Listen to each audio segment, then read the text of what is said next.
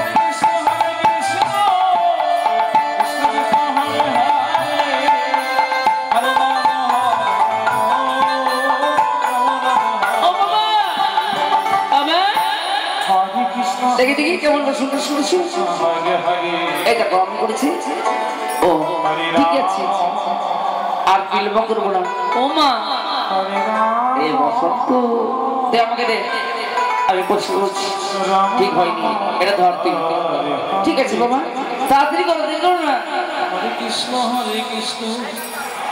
Krishna Krishna Hare Hare